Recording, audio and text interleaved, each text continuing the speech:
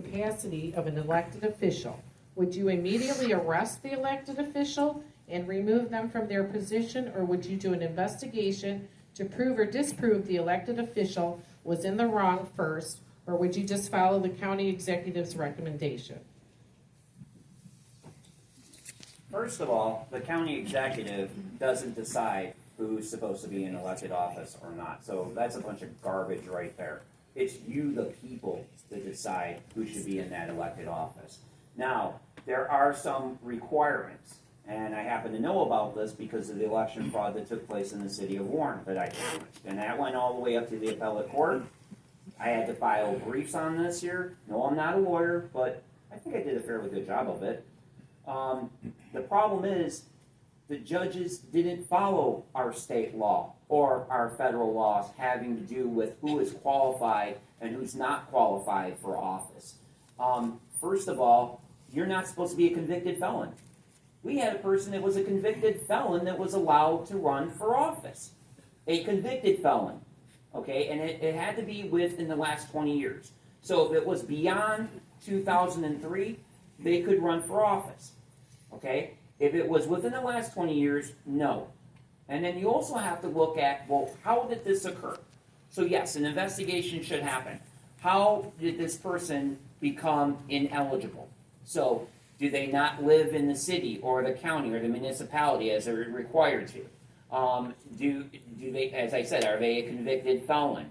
Do they have a history behind them that doesn't allow for them to be in that elected office? Meaning, are they already in another elected office, or have they violated the reasons why you should not be in elected office? There's many reasons why you should not be in elected office anymore, and that would disqualify from somebody from office. But that's ultimately a decision for the people. So if you elected that person, now it's up to the people to recall that individual and say, you know what, we made a mistake. And that is up to the people to decide, because it's your vote, it's your voice. So right now, I mean, they've said that Donald Trump is a convicted felon. If you want to vote for that convicted felon to be your president, do it. Hell yeah, do it. I'm going to do it. I hope you do it too. Yeah.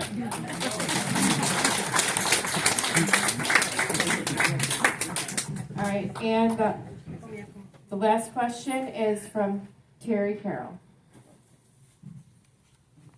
Okay, I think you've all done a good job of already answering this question, but will you pledge to be a constitutional sheriff, and what does being a constitutional sheriff mean to you, Scott? Yes, sir. I've already done this. And being a constitutional sheriff means to me that I will be the in-between, between the people and the government. And I think that kind of sums it up in a nutshell. Yes, I will be a constitutional sheriff. There's a lot I have to learn about it. I think there's a lot that we all three have to learn about it, because it's pretty in-depth.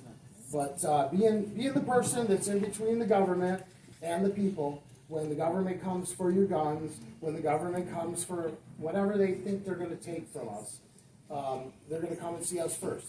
And we're going to stop that and block it.